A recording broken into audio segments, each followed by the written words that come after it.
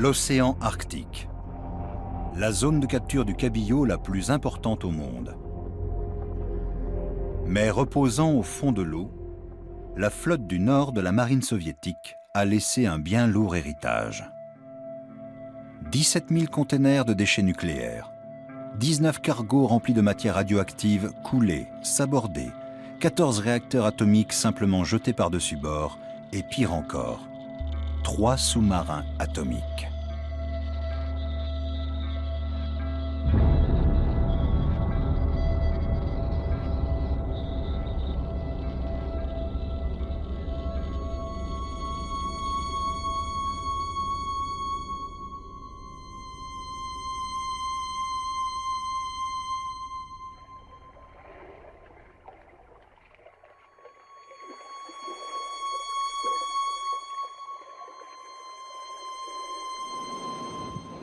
Octobre 1993. Le cargo russe TNT-27 est remorqué à travers la mer du Japon. On vient d'y charger des déchets nucléaires. Projette-t-on de le faire couler? Greenpeace suit l'opération à courte distance. On met un canot à la mer. 4 militants tentent de s'approcher au plus près du cargo de déchets. Ils veulent mesurer la radioactivité au niveau du navire et de sa cargaison. Le compteur Geiger se met à crépiter. Greenpeace veut montrer au monde ce qu'on déverse ici. Mais leur canot est tenu à distance par des canons à eau. L'équipage russe travaille sans équipement de protection. Le canot tente sa chance de l'autre côté.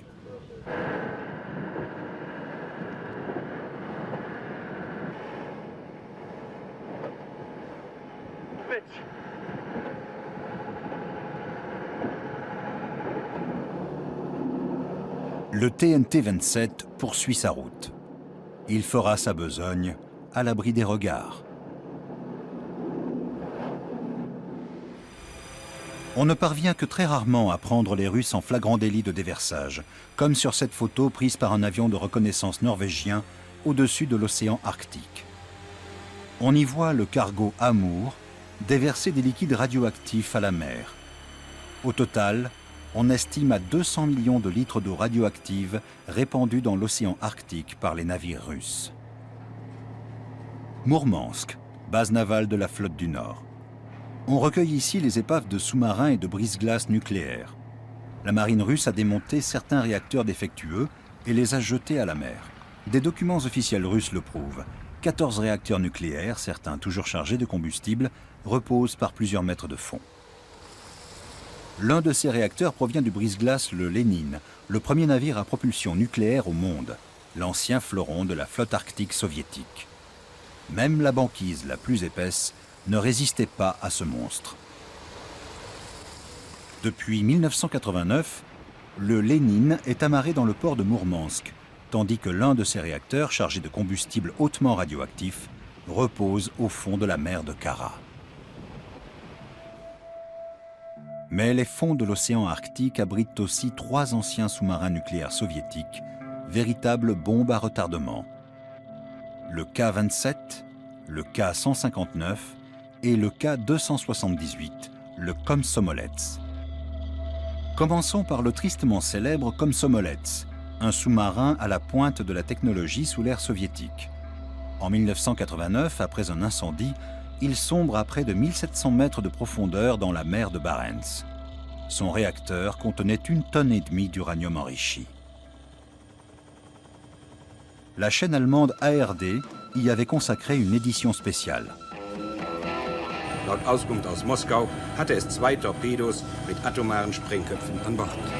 Et selon la télévision est-allemande, Trotz aller Rettungsanstrengungen sind Todesopfer zu beklagen. Im letzten Moment, so versichert Moskau, konnten die Reaktoren abgeschaltet, die atomare Katastrophe vermieden werden.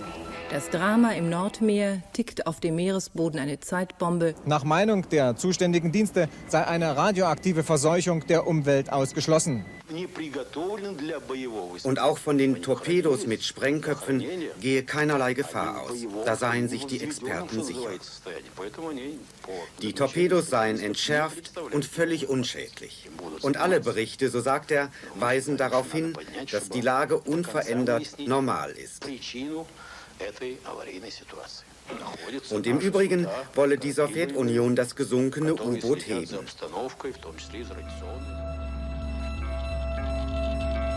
Le Komsomolets n'a jamais été renfloué. Une mission de recherche russe a effectué des mesures. Tous les ans, la coque libère près de 3,7 milliards de becquerels de césium radioactif dans la mer. Dans l'Union européenne, le seuil maximum pour 1 litre d'eau potable est de 10 becquerels. Mais à l'époque, en Europe comme en URSS, les discours se voulaient avant tout rassurants. Il n'y a aucun risque de contamination de la zone à grande échelle, ni même d'une pollution susceptible de gagner les zones de pêche. C'est totalement à exclure. Les tubes de lancement des torpilles du Komsomolets ont été endommagés. L'eau de mer vient ronger les charges nucléaires.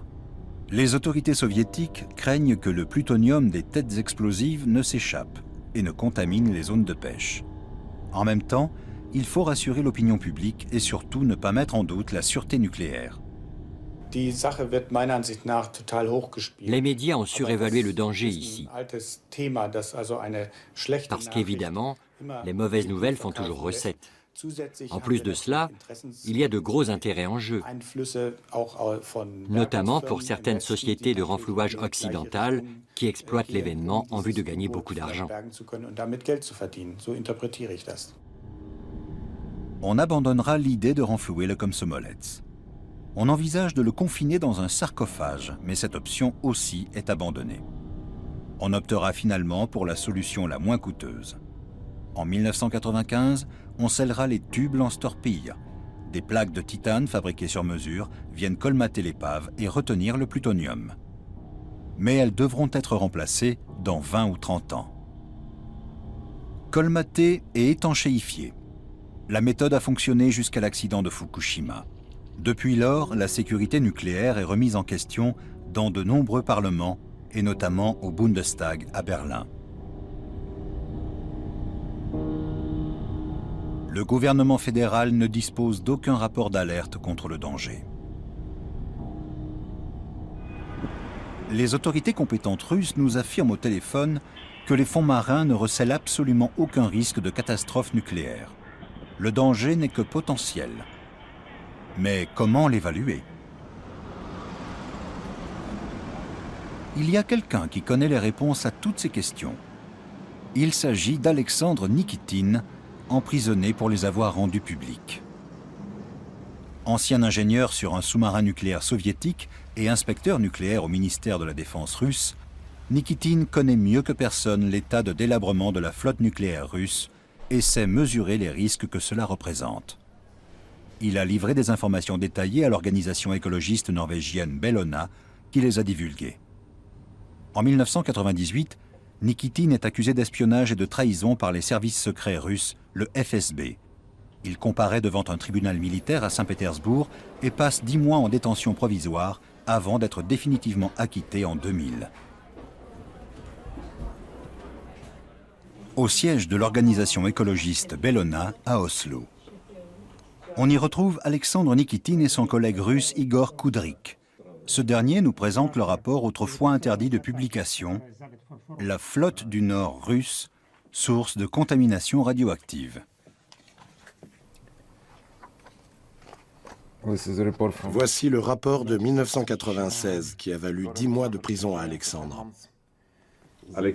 Alexandre, ça valait la peine d'aller en prison pour ce rapport?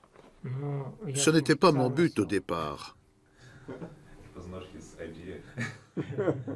Aujourd'hui, Igor Koudryk et Alexandre Nikitine se battent pour la mise en place d'un plan d'action pour le traitement des déchets radioactifs dans l'océan Arctique. Nous nous sommes fixés des priorités. D'abord, nous devons nous concentrer sur les sous-marins nucléaires coulés qui contiennent toujours du combustible nucléaire irradié, comme le K-27 et le K-159. Ensuite, il faudra s'occuper des réacteurs radioactifs jetés à la mer et enfin des 17 000 containers de déchets radioactifs. Igor Kudryk nous accompagne au port d'Oslo. De là, les navires empruntent le détroit du Skagerrak pour rejoindre la mer de Norvège, puis la mer de Barents. La mer de Barents est l'une des plus propres de la planète, et nous voulons qu'elle le reste. Il faut donc la débarrasser de tous les déchets qui l'encombrent déjà. La liste des déchets radioactifs enfouis au fond de l'océan Arctique est longue. Il en existe bien un inventaire officiel, mais Igor Kudryk émet des doutes quant à son exactitude. La liste pourrait être bien plus longue encore, parce qu'on n'a pas réellement répertorié tout ce qui a été rejeté dans la mer de Kara. Ils détiennent des informations sur des containers et certaines épaves de sous-marins et de brise-glaces nucléaires. On ne peut exclure qu'une ou plusieurs expéditions militaires aient été menées dans cette zone dans les années 1960 et 1970, dans le plus grand secret.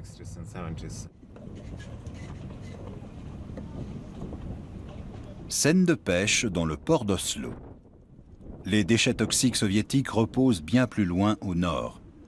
Quelles seraient les conséquences d'une contamination radioactive de l'océan Arctique? Le poisson pêché à Oslo serait-il toujours comestible? Personne n'ose s'avancer sur la question. On redoute surtout une libération lente de la radioactivité, ce que l'on a appelé le Tchernobyl au ralenti. C'est pour ça qu'il faut tout récupérer. Le deuxième sous-marin est le K-159. Le voici en 2003. À plus de 40 ans, il est destiné à la casse. Pour pouvoir le remorquer, on le maintient en surface à l'aide de 4 pontons. Ce sont les dernières images du sous-marin nucléaire. Une tempête survient et il sombre par 250 mètres de fond. Радиационный фонд в месте аварии нормальный, не превышает естественный фон. Sur les 10 hommes à bord, un seul a pu être sauvé. Une mer démontée et des températures avoisinant les moins 10 degrés n'ont laissé aucune chance aux autres. Le capitaine Sergueï Lapa fait partie des victimes. Il doit ses décorations à ses nombreuses années de service, nous dit fièrement sa mère. Elle vit à Rubzovsk, en Sibérie, bien loin de la mer. Une photo de l'équipage lors de la dernière mission. 2 marins ont été repêchés, morts. Les 7 autres, dont Sergueï, ont sombré avec l'épave. Elle nous montre le certificat de décès qu'il aura fallu attendre pendant de longs mois. La sœur de Sergueï n'arrive toujours pas à y croire. Le film du dernier départ, qu'elle visionne inlassablement.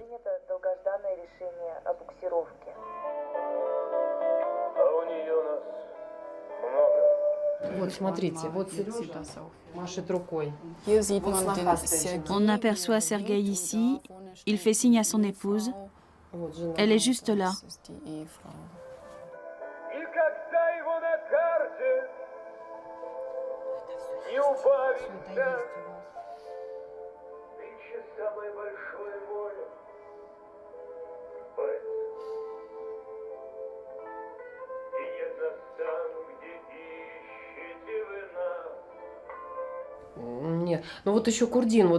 Il fallait prendre une décision, soit on confinait l'épave dans un sarcophage, soit on la renflouait. Mais en fin de compte, rien n'a jamais été décidé. S'ils avaient entrepris quelque chose, on l'aurait su. Gardez-vous l'espoir que le sous-marin soit renfloué?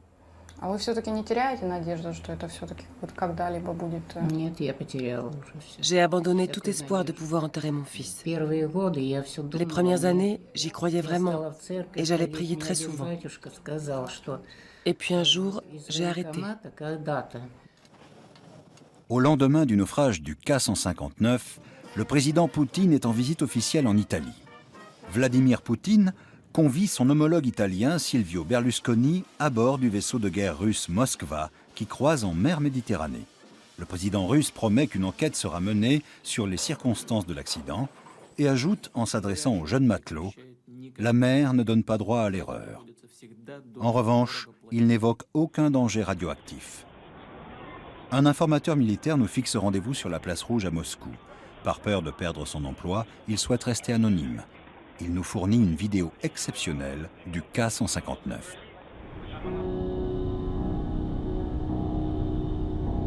Il s'agit des images recueillies par une expédition russo-britannique en 2007. Jamais aucun journaliste n'y avait eu accès auparavant.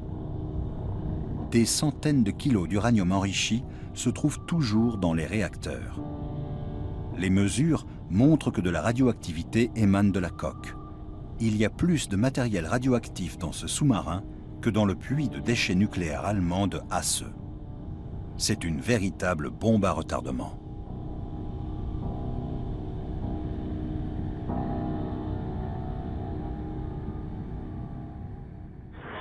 Nous poursuivons nos recherches en Russie. À Saint-Pétersbourg, nous tombons sur un rapport interne du ministère de l'Environnement russe destiné au Kremlin et qui date de 2011. Ce qu'on peut y lire est bien différent des communiqués officiels. 2 des sous-marins nucléaires ayant sombré doivent être renfloués, au plus tard, en 2014.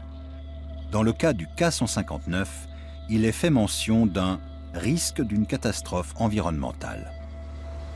Nous soumettons le rapport et l'enregistrement à Wolfgang Renneberg, l'ancien directeur du département de la sécurité nucléaire du ministère fédéral de l'Environnement.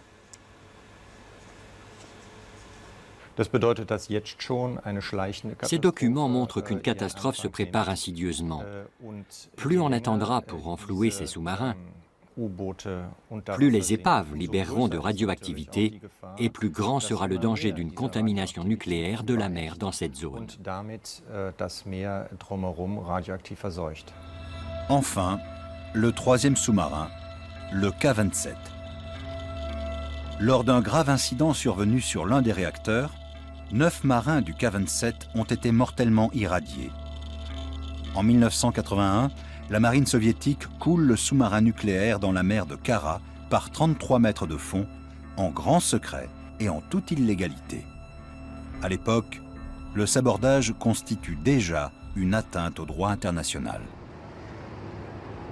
Nous sommes sur la Côte d'Azur, dans le port de Monaco, lieu de rendez-vous de toute la jet-set. Sur la jetée se trouve aussi le laboratoire de l'environnement marin de l'AIEA, l'Agence internationale de l'énergie atomique.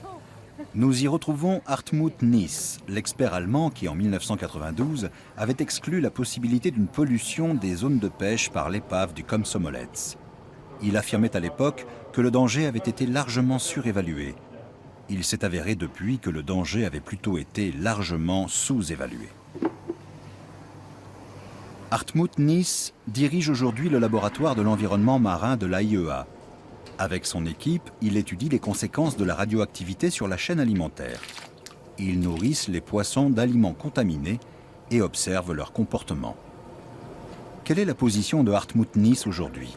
Serait-il prêt à condamner le sabordage du K-27? N'était-ce pas une erreur de couler ce sous-marin nucléaire? Il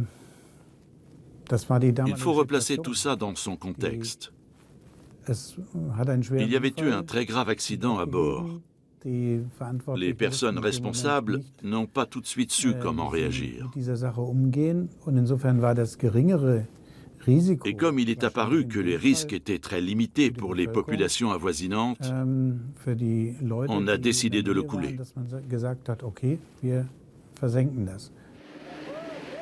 1992. Des militants de Greenpeace tentent de s'approcher de l'épave du K-27 pour vérifier la radioactivité éventuelle de la mer à cet endroit. Ils n'y parviennent pas. Une canonnière soviétique intercepte le solo. 3 tirs de semonce retentissent. Greenpeace fait stopper les machines. Des marins de l'armée rouge montent à bord du solo. Des officiers investissent la passerelle de commandement par la force des armes. Les militants scientifiques et journalistes à bord sont temporairement placés en état d'arrestation. Épilogue de cette expédition, le Solo est remorqué par un navire de guerre soviétique jusqu'au port de Mourmansk. Il faudra encore patienter plus de 20 ans pour obtenir des images de l'épave du K-27. La coque paraît étanche, mais l'enregistrement montre aussi que certaines écoutilles ont été arrachées. L'eau a-t-elle déjà pénétré dans le réacteur? Les fonctionnaires du ministère russe de l'Environnement sont contraints de reconnaître la haute probabilité d'une réaction nucléaire incontrôlable. Ce qui signifie que le K-27 présente un danger de réaction nucléaire en chaîne. La pression élevée peut faire céder la coque, qui libérerait alors de la radioactivité.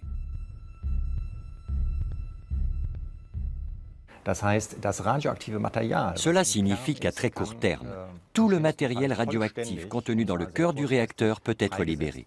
Ce serait une véritable catastrophe. Ce serait évidemment le pire des scénarios. Quelles en seraient les conséquences? J'ai préféré ne pas encore envisager cette éventualité.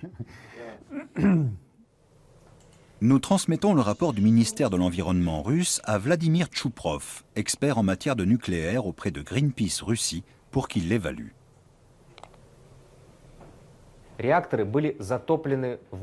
Le rapport du ministère de l'Environnement est une véritable surprise. Nous n'en avions jamais eu connaissance et son contenu est choquant. C'est la première fois qu'on y admet la nécessité d'un renflouage. Nous présentons le rapport aux autorités compétentes à Moscou, l'Institut de sûreté nucléaire IBRAE de l'Académie des sciences. Nos interlocuteurs prétendent que le document est truffé d'erreurs, mais refusent de nous les indiquer. Ils nous font ensuite écouter un discours de Sergueï Antipov, directeur adjoint de l'Institut, enregistré clandestinement à Moscou en 2012. Le K-27 est une grande source d'inquiétude. Il suffirait que 5 litres d'eau pénètrent la zone active du sous-marin pour déclencher une réaction en chaîne capable d'endommager le réacteur. Antipov insiste sur la nécessité d'un renflouage immédiat.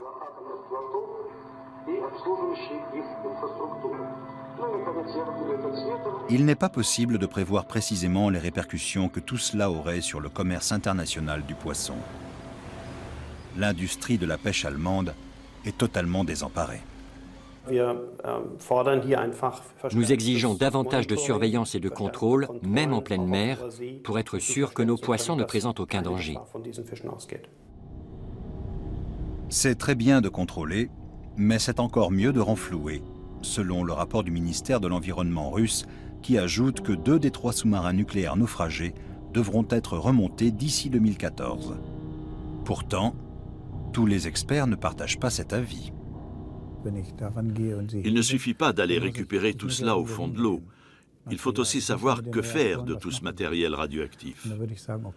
C'est pour cette raison que je suis favorable au statu quo. Je ne dis pas qu'il faut continuer à polluer les mers. Ce n'est évidemment pas la solution. Mais dans la situation actuelle, il est préférable de ne rien remonter. On maîtrise pourtant bien les techniques de renflouage. Celui du sous-marin nucléaire russe Kursk, qui a coulé dans la mer de Barents en 2000, en atteste.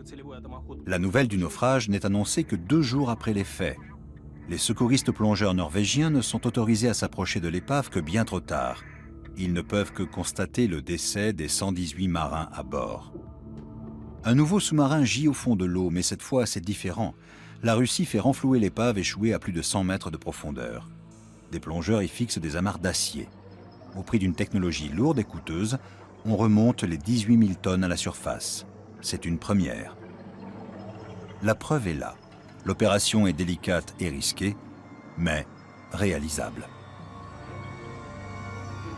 Le Kursk est arrimé sous une barge géante, le Giant 4.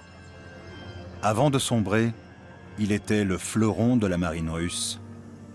Il n'est plus qu'un cimetière flottant.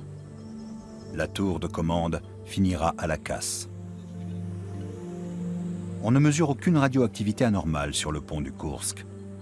L'enquête conclut à une défaillance survenue lors d'un exercice de torpillage. Si l'une des 2 explosions avait eu lieu à proximité immédiate des réacteurs, elle aurait provoqué une catastrophe nucléaire. Les cœurs des 2 réacteurs sont démontés pour être retraités à terre en toute sécurité. Il existe aussi des projets de renflouage du K-27 et du K-159. Nous sommes chez Vladimir Dorofeyev, directeur général de la société militaire russe Malachit. L'entreprise d'État avait soumis son projet au Kremlin dès 2004 et elle attend toujours son feu vert. L'opération coûterait 62 millions d'euros pour un seul sous-marin. Si Moscou donne son accord immédiatement, les travaux préparatoires pourraient commencer en milieu d'année prochaine. Il